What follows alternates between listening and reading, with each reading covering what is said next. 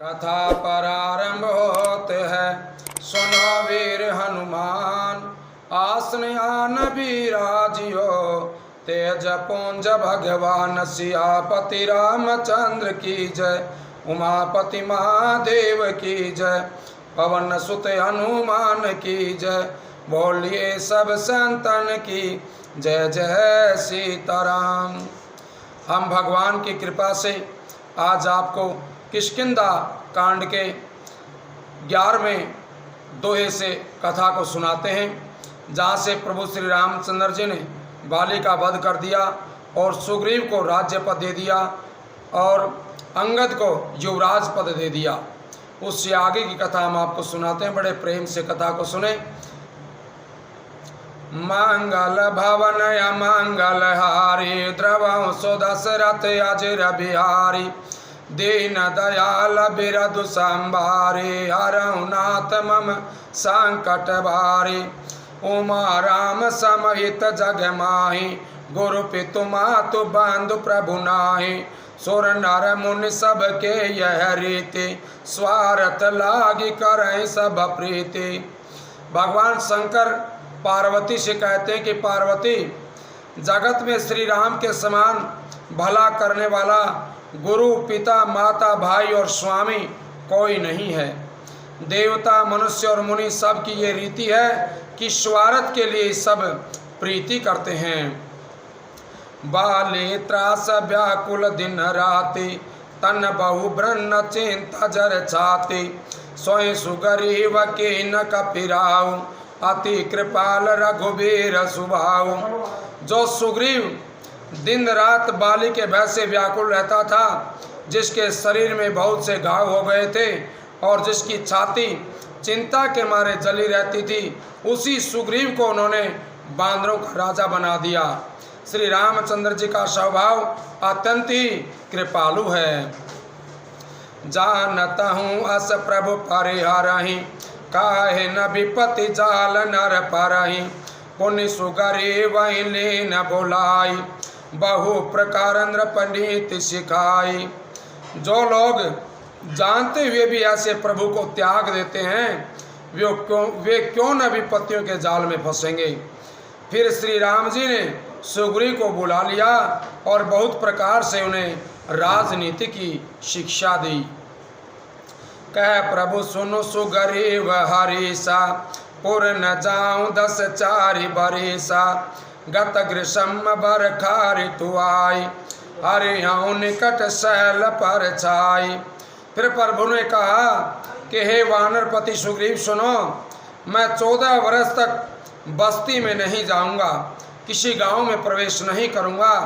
ग्रीष्म ऋतु बीत करके वर्षा ऋतु आ गई है, इसलिए मैं यहाँ पास ही पर्वत पर रहूंगा। अंगद सहित करऊं तुम राजू, संतत हृदय धरऊं मम काजू। जब सुग्रीव भवन फिर आए, राम प्रवर सन गिर पर छाए। तुम अंगद के साथ राज्य करो, मेरे काम का हृदय में सदा ध्यान रखना। उसके बाद जब सुग्रीव जी घर लौट आए, तब श्री राम जी परवर्षण पर्वत पर जाकर के निवास कर गए। प्रथम देवन गिरी गुहा, राख्यों रुचिर बनाई रामा, राख्यों रुचिर बनाई। राम कृपा निधि कछु दिन, वास करेंगे आई। सियापति रामचंद्र की जय, उमापति महादेव की जय। पवन सुत हनुमान की जय। बोलिए सब संतन की जय जय सीताराम। फिर देवताओं ने पहले से उस पर्वत की एक गुफा को सुंदर सजा करके तैयार कर रखा था। उन्होंने सोच रखा था कि कृपा के खान श्री राम जी कुछ दिन यहाँ करके निवास करेंगे। सौंदर्य बन कुसुमित अति शोभा, गोंजत मधुपन कर मधुलोभा। कंद मूल फल पात्र सुहाए, भय बहुत जब ते प्रभु आए। सुंदर वन फूला हुआ अत्यंत सुशोभित है, सुंदर लग रहा है। मधु के लोभ से भौरों के सम गुंजार कर रहे हैं। जब से प्रभु आए हैं तब से वन में सुंदर कंद मूल फल और पत्तों की बहुतायत हो गई है। सारा वन बहुत ही सुंदर फल फूलों से वृक्ष लादे हुए हैं।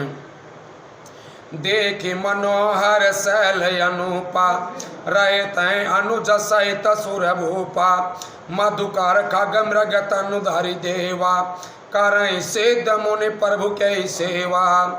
मनोहर और अनुपम पर्वत को देख करके देवताओं के सम्राट श्री राम जी छोटे भाई के साथ वहाँ रह रहे हैं।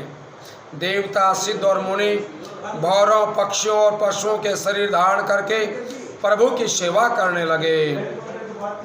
मंगल रूप भयो बन तबते कीन निवास रमापति जबते फटकी शिला अति शोभ्र सुहाई सुख आसीन तहाँ दऊं भाई। जब से रमापति श्री राम जी ने वहाँ निवास किया तब से वन मंगल में स्वरूप हो गया। सुंदर स्फटिक मणि की एक अत्यंत उज्ज्वल शिला है, उस पर दोनों भाई सुखपूर्वक विराजमान रहते हैं।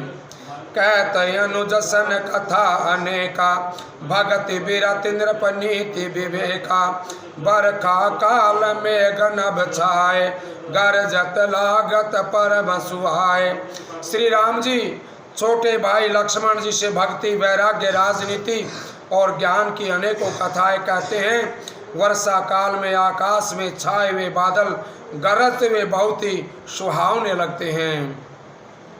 लक्ष्मण देखो मोर गण नाचत बारिद पे की रामा नाचत बारिद पे की ग्रीव रतिर हरस जस विष्णु भगत कहूँ देखि सियापति रामचंद्र पद जय शरणम।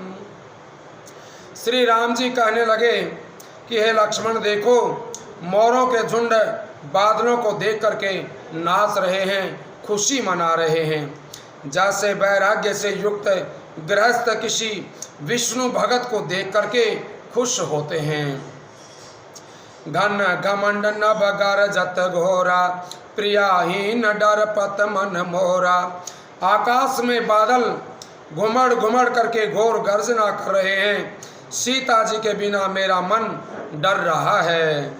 दामिनी दम कर है न घन माही खल के प्रीत जथा थिर नाही। बिजली की चमक बादलों में ठहरती नहीं है, जैसे दुष्ट की प्रीति स्थिर नहीं रहती है। बरसहि जलद भूमि निहराए जथा न वही बुध विद्या पाए। बादल पृथ्वी के समीप आकर के यानी नीचे उतर करके बरस रहे हैं, जैसे विद्या पाकर के विद्वान नम्र हो जाते हैं। बूंद अघात सहे गिरी कैसे खल के वचन संत सह जैसे। बूंदों की चोट पर्वत कैसे सहते हैं, जैसे दुष्टों के वचन संत सहते हैं। छोद्र नदी भरी चले तोराई जस थोर्यु घन खलैत राई। भूमि परत भाडा बर पानी जनु जीवई माया लपटानी। छोटी नदियां किनारों को तोड़ती हुई चली, जैसे थोड़े धन से भी दुष्ट इतरा जाते हैं, मर्यादा त्याग देते हैं। पृथ्वी पर पड़ते ही पानी गंदला हो गया है, जैसे शुद्ध जीव के माया लिपट गई हो। समिति समिति जल भरई तालाबा जिमि सदगुण सजन पहियावा। जल इकट्ठा होकर के तालाबों में भर रहा है, जैसे एक एक करके सज्जन के पास चले जाते हैं, यानी सद्गुण सत्पुरुष के पास पहुंच जाते हैं। सरिता जल जल निधि महु जाई होई अचल जिमि जीव हरि पाई। नदी का जल समुद्र में जाकर के वैसे ही स्थिर हो जाता है, जैसे जीव श्री हरि को पाकर के आवागमन से मुक्त हो जाता है। हरित भो मित्र न संकुल समुझ पर नहीं पांत रामा समुझ नहीं पर नहीं पांत। जिमि पाखंड बादते गुप्त हुई सद ग्रंथ सियापति रामचंद्र पद जय शरणम। पृथ्वी घास से परिपूर्ण होकर के हरी भरी हो गई है, पृथ्वी का सुंदर श्रृंगार हो गया है, जिससे रास्ते समझ नहीं पड़ते हैं। रास्ते के ऊपर घास पैदा हो गई है। जैसे पाखंड मत के प्रचार से सद्ग्रंथ लुप्त हो जाते हैं, पाखंड से ग्रंथ लुप्त हो जाते हैं। दादुर धुनि चौ दिशा सुहाई, वेद पढ़ई जडु बडु समुदाय। नव पल्लव भय बिटपयने का, साधक मन जस मिले विवेका। चारों दिशाओं में मेंढकों की ध्वनि ऐसी सुहावनी लगती है मानो विद्यार्थियों के समुदाय वेद पढ़ रहे हों। अनेकों वृक्षों में नए पत्ते आ गए हैं, जिससे वे ऐसे हरे भरे और शोभायमान हो रहे हैं जैसे साधक का मन ज्ञान प्राप्त होने पर हो जाता है। अरक जवास पात बिनु भयं, जस सुराज खल ओदम गयं। खोजत कतौ मिलै नहीं दूरी, करई क्रोध जिमि धर्म ही दूरी। मदार और जवासा बिना पत्ते के हो गए हैं, जैसे श्रेष्ठ राज्य में दुष्टों का परिश्रम जाता रहा, यानी उनकी एक भी नहीं चलती है। धूल कहीं खोजने पर भी नहीं मिलती है, जैसे क्रोध धर्म को दूर कर देता है, उसी प्रकार शशि संपन्न सोहमहि कैसी, उपकारी कै संपत्ति जैसी। निशितम घन का धोत विराजा, जनुदाम बिन कर मिला समाजा। अन्न से लहलाती हुई खेती से हरी भरी पृथ्वी ऐसी शोभायमान हो रही है जैसी उपकारी पुरुष की संपत्ति। रात के घने अंधकार में जुगनू शोभा पा रहे हैं, मानो दंभियों का समाज आज उठा हो। महाभ्रष्टि चले फूट कियारी, जिमि स्वतंत्र भय बिगरहि नारी। कृषि निरावय चतुर किसाना, जिमि बुद्धता जय मोह मध्यमाना। भारी वर्षा से खेती की क्यारियां फूट चली हैं, यानी ऊपर से पानी बह चला है। जैसे स्वतंत्र होने से स्त्रियां बिगड़ जाती हैं, चतुर किसान खेतों को निहार रहे हैं, उनकी रखवाली कर रहे हैं, उन्हें संवार रहे हैं। देखी अत चक्रवाक खगनाही, कल यहाँ पाई जिमि धर्म पराई। ओ सार बार सैत्रन नहीं जामा, जिमि हरिजन ही उपजन कामा। चक्रवाक पक्षी दिखाई नहीं दे रहे हैं, जैसे कलयुग को पाकर के धर्म भाग जाते हैं। ऊसर से वर्षा होती है पर वहाँ घास तक नहीं उगती है, जैसे हरि भक्त के हृदय में काम उत्पन्न नहीं होता है। विविध जंतु संकुलमय राजा, प्रजा बाढ़ जिमि पाई सुराजा। जह तह रहे पथिक थकिनाना, जिमि इंद्रिय गण उपजे ज्ञाना। पृथ्वी अनेक तरह के जीवों से भरी हुई उसी तरह शोभायमान है, जैसे सुरराज्य पाकर के प्रजा की वृद्धि होती है। जहाँ तहाँ अनेक पथिक रह करके ठहरे हुए हैं, जैसे ज्ञान उत्पन्न होने पर इंद्रियां स्थिर हो जाती हैं।